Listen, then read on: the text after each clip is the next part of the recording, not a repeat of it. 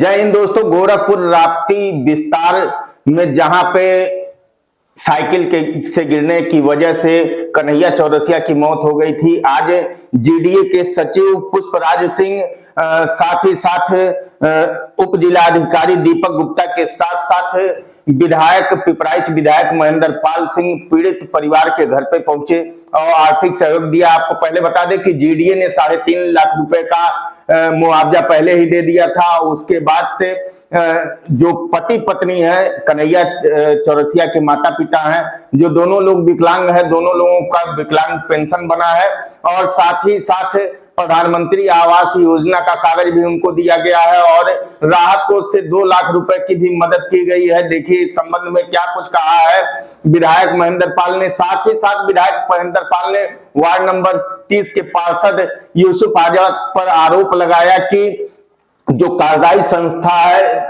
उसने मुआवजे के तौर पे 5 लाख रुपए दिया था, लेकिन पीड़ित पक्ष को केवल 2.5 लाख रुपए मिले। वहीं पार्षद यूसुफ आजाद से जब इंडिया क्राइम एक्सप्रेस की टीम ने बातचीत की तो पार्षद यूसुफ आजाद का कहना था जो कार्यदायी संस्था थी उसके द्वारा जो रकम दी गई थी यानी 2.5 लाख रुपए, वो मैंने अपने हाथ में नहीं लिया था, सीधे डायरेक्ट जो पीड़ित परिवार है उसके हाथ में दिया गया था। तो क्या कुछ कहा विधायक महेंद्र पाल ने और क्या कुछ कहा पार्षद यूसुफ आजाद ने, और ग्राउंड जीरो पर भी ले चलेंगे और दिखाएंगे कि जीडीए के सचिव और उप जिलाधिकारी और विधायक पिपराइच विधायक महेंद्र पाल सिंह जब मौके पर पहुंचे थे उस समय ग्राउंड जीरो की भी रिपोर्टिंग आपको दिखाते हैं। बने रहे हमारे साथ, देखते रहे इंडिया क्राइम एक्सप्रेस।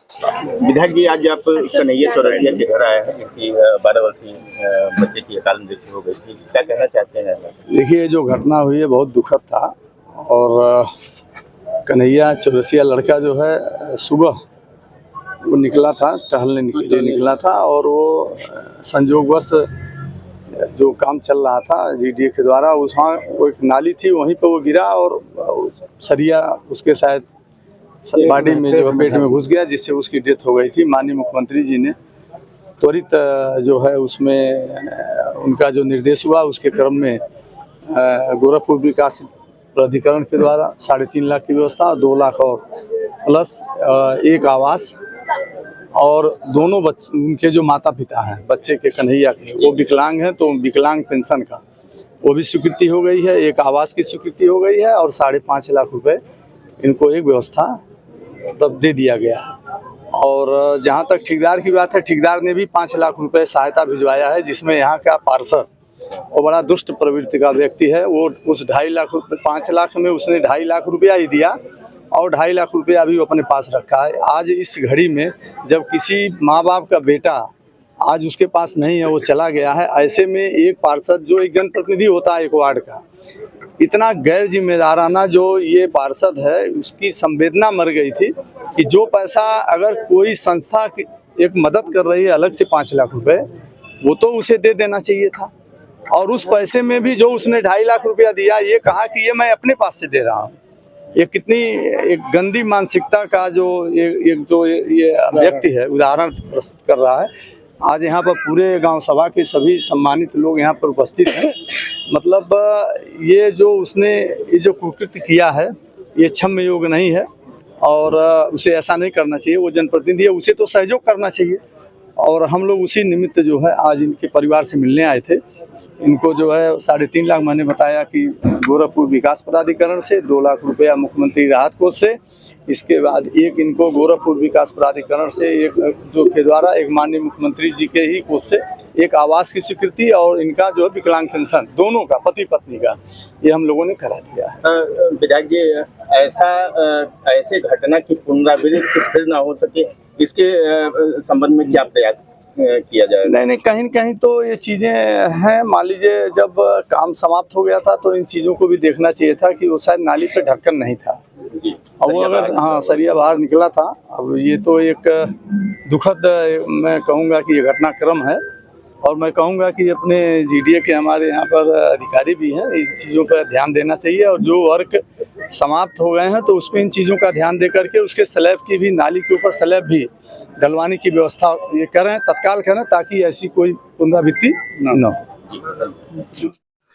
पालसर जी, आपके ऊपर आरोप लग रहा है कि जो मुंडला उर्फ मुंडेरा का कन्हैया चौरसिया जिसकी मौत हो गई थी, उसको कार्यदायी संस्था के द्वारा उसके पीड़ित परिवार को 5 लाख रुपए का मुआवजा दिया गया था और उसके पास 2.5 लाख रुपए ही पहुंचे। इसके बारे में हमारे दर्शकों को जानकारी दें। सर, सबसे पहले तो जिस दिन घटना 18 की घटना थी, 19 से मामला मेरे संज्ञान में आया। जी। तब से मैं 3 दिन से पीड़ित पक्ष के साथ लगा हूं, किसी तरह से उनका जहां से भी आर्थिक मदद हो जाए मैं लगातार लगा हूं। जहां जिस पे कार्रवाई नहीं होनी चाहिए उसका मीडिया के माध्यम से हमने जो है ये मामला उठाया। जी। और ये जो हमारे ऊपर इल्जाम लग रहा है सर, एक बार ये जानकारी होनी चाहिए कि जिनके द्वारा कार्यदायी संस्था का वो पैसा आया था, एक बार उनसे भी तो प्रश्न करके कि उन्होंने हमको कितना दिया, कैसे दिया, इसकी जानकारी उनसे भी तो लेनी एक बार जायज है। क्योंकि जो भी पैसा कार्यदायी संस्था के द्वारा आया, जी। हमने डायरेक्टली वो पैसा अपने हाथ में न लेते हुए वो डायरेक्ट पीड़ित परिवार के हाथ में गया। जी। और पीड़ित परिवार के हाथ में जाने के बाद वो पीड़ित परिवार अपने घर तक उस पैसे को ले गया। अच्छा। बीच में मेरा कहीं हमने ना पैसा अपने पास रखा, ना उसको हमने कहीं किनारे किया।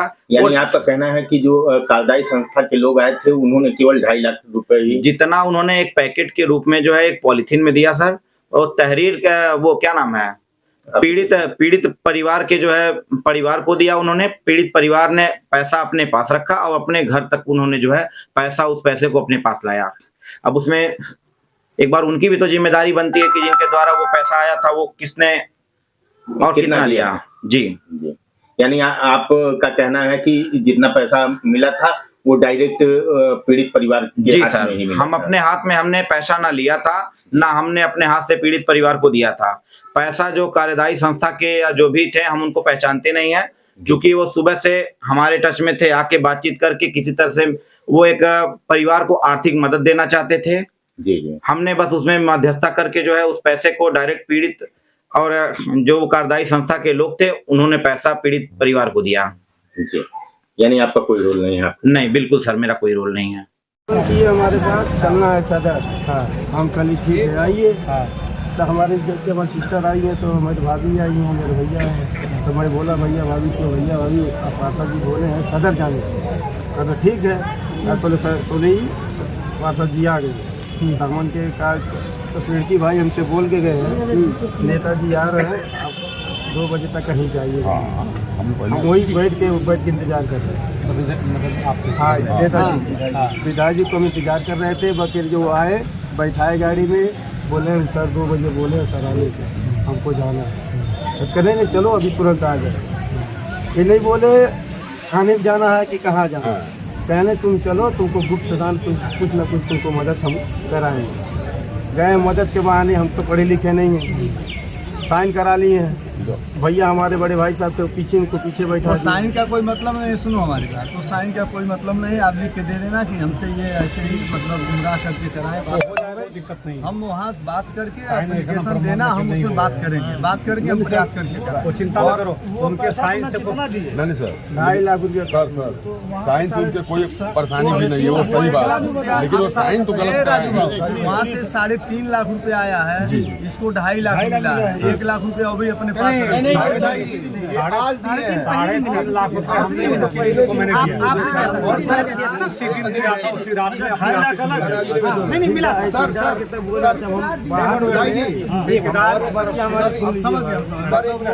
बताइए, वो माननीय विधायक जी के प्रयास से ये नहीं मालूम था कि ठेकेदार की तरफ से पैसा मिल रहा। हम हमसे जब साइन करा लिए सब, तो हमको हमारे भाई साहब पूछे 5 आदमी कौन है, तो बोले अरे कुछ है नहीं अभी बता, नहीं बता रहे थे ठेकेदार की आदमी है। तो वो उस टाइम में सब हो गया। मेरे भाई साहब मेरे कान पे ऐसे ठोके इधर आओ, तो हम जैसे घूमे और वो भाई साहब हमारे जो हाथ में कागज साइन कराए थे, कागज छीन के या तो कर और उसके बाद में बोला गलत तरीके श्रीमान जी अंजन भैया, वो सही बात है कि कोई कुछ नहीं बिगड़ेगा इस सेक्स का, लेकिन ये गलत कार्रवाई हुई है कि नहीं? सच्चो आए होंगे सूरज से, हो जाएगा सब बात कर लेंगे। मैं सुबह में आया जब वो दिक्कत नहीं है, लेकिन ये पार्षद ने गलत किया कहने का ये मतलब है।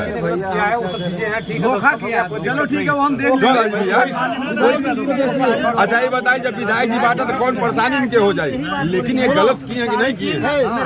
श्याम सुंदर विधायक जी है ना, कोई बात है मैं चलूंगा साथ में विधायक जी।